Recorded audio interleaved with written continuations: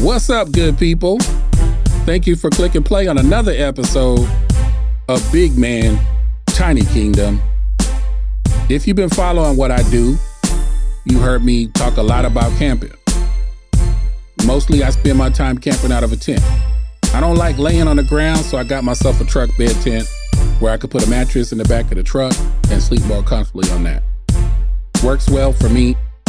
I'll be sharing details about my setup in a future episode because I've changed some things recently, so I look forward to talking about that. I camp year-round, even during the super hot Arizona summers. I just go to the northern part of the state where the temperatures aren't as high. As much as I love tent camping, I also like trying other things. I like staying in cabins, which I don't know if you true outdoors people call that camping, but I'm going to count it because the cabin is still out in nature. That's close enough to camping for me. What I'm most interested in is RV camping. I am fascinated big time with RVs. Those that talk to me on a regular basis can testify that I mention something about an RV at least once in every casual conversation I have with them. I feel like if you talk about it, you'll be about it. And all I talk about is RVs, my Chevy truck, going hiking, riding my bicycle, taking road trips. Anything that has to do with me getting outdoors, that's what I'm running my mouth about. I'll be honest, at first I had some fears about driving a bigger vehicle on the road. Wondered if I'd be able to easily control a big rig. I've seen some videos of the rare occasion that RVs will terribly sway. Seen some videos where they've tipped over. That made me do my research even more so. And what I've come to learn is that when I'm going the proper speeds and hauling a safe amount of weight, I reduce my chances of that ever happening. Doesn't mean that accidents won't show their ugly face, even in perfect conditions. But as long as I stay alert, drive safely, make sure I'm towing within my limits, make sure everything is hooked up correctly, then I can breathe easy. To be sure I could handle it, and also to know if I really wanted to own one, I decided to get myself some practice by renting an RV. I've rented from Cruise America and from RVshare.com.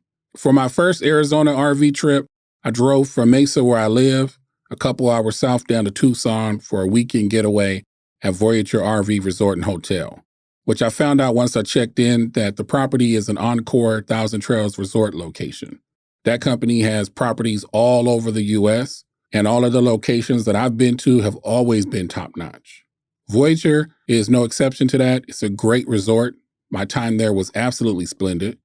And another thing I found out about Voyager is that it's a 55 and older RV resort, which I'm years from being blessed to kick it with the OGs. But they do allow short stay visits to the resort for all ages.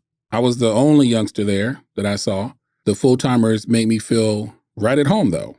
I had some great conversations with a variety of people, which no knock on the elders, but they love to talk. They're long-winded. They're retired, though, and they've earned the right to do nothing but sit back and smell the roses. I sure can't wait until my day comes for that. However, I did have to endure some very interesting, but also very lengthy stories. We talked about pretty much everything: what they did for work before retirement, their travel adventures, their families, where they've lived throughout the years.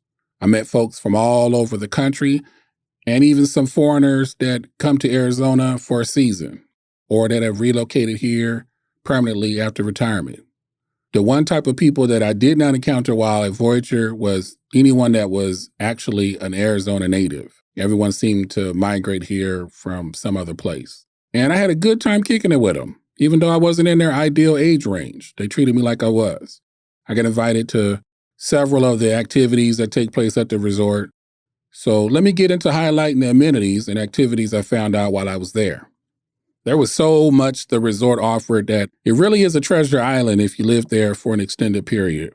And seriously, an island because there really was everything I wanted and needed already there at the resort. I didn't have to leave the property for any reason, other than me being there in Tucson as a tourist. So there were times when I left to explore the area. I went hiking, checked out the Pima Air and Space Museum, an absolutely fabulous place to visit. If I was an everyday resident to the area, a lot of what you need to get by on a regular basis at the resort was already there.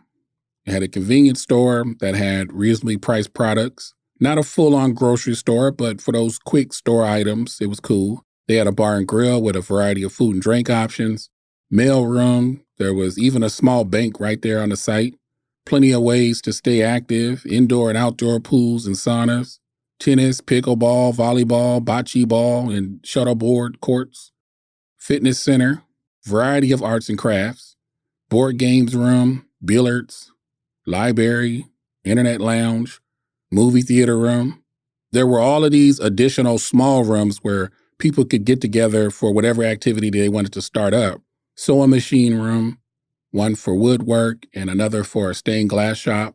There was also a medical clinic and a massage therapy center, a pet grooming place. And I was told one of the most popular hangouts was the ballroom, where they would go there to get their party on. I'm not 100% sure on remembering, but there was either a golf course on site or it was really close and connected to the resort and was easy to get to. They really had it going on at Voyager RV Resort and Hotel. Now, I didn't stay in the hotel part, but I did ask to check one out so I can see the quality. And from what I could tell, looked good as well. Nice size, very clean looking. Seemed like the hotels were a great lodging option as well. But I was there for the RV resort. I was in a 26-foot Class C, and the driveway was probably 50 feet or more. Plenty of space for a Big Daddy Class A, and then a car or two from what it looked like to me.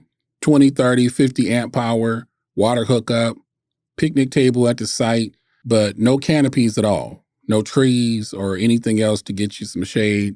I was not prepared for that, being I was in a rental, but something to note for those of you who may visit Voyager. If your RV doesn't have an awning on it and you plan on not staying inside the whole time you are there, make sure to bring you some type of canopy. I like being outside. Really, the only time I was inside the RV was to sleep. It wasn't the summer, but it was still hot enough, and I was wishing I had more shade because the sun was beating down on me. Lucky for me, I was real close, walking distance to the pool area, so that's where I spent a considerable amount of time while I was there, daytime and nighttime, and really just to hang out at the covered ramadas, not necessarily to get in the pool. The staff were friendly, welcoming, and very attentive. Maintenance crew did a fantastic job keeping the entire resort super clean. And like I mentioned before, the full-time residents were just a great community of people to hang out with, and it really was a pleasure spending time in their neighborhood. I highly recommend Voyager RV Resort and Hotel. Voyager actually is a place that got me fond of park model homes. A couple of residents were nice enough to let me get a tour of their units, which was the first time that I've been physically inside of a park model. Before that, I just researched them and saw pictures online. And I remember after that trip is when I started to seriously consider that size house as a possibility for my future home purchase. So it was because of the fine folks at Voyager that solidified the tiny kingdom part of my name. Before that, I wasn't 100% sure that a park model tiny home would be an option. And if I do end up purchasing a park model, Voyager has made my list of the places that I would ultimately choose to live.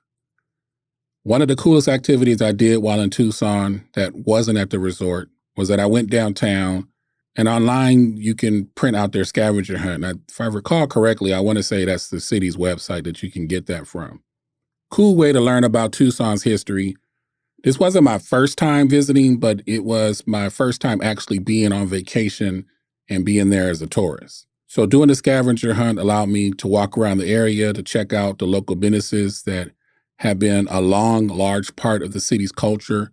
There are several museums, which I love visiting museums and learning new things. The downtown area has some historical landmarks that date back to the 1700s. Some really cool rest stops along the way that were displaying the creative designs of the local artists. Got to check out a little bit of the University of Arizona. I was told to stop at Reed Park and check out the zoo, which I've heard more than once is definitely a place you'll want to visit while in the area. I did not get a chance to do that, but will be sure to on a future visit. And I definitely do plan to go back to Tucson and be a tourist again. There's so much there that I got to see, but there's also so much more that I didn't. So I'll be back. And who knows, if I don't decide to tent camp at a state park in the area, I may just book another stay at Voyager RV Resort. Maybe by then I won't have to rent from Cruise America. Could work out that by then I'll have my own RV. Hey, good people, whatever you're doing with your life, make sure that you're doing it real big. This is Big Man, Tiny Kingdom.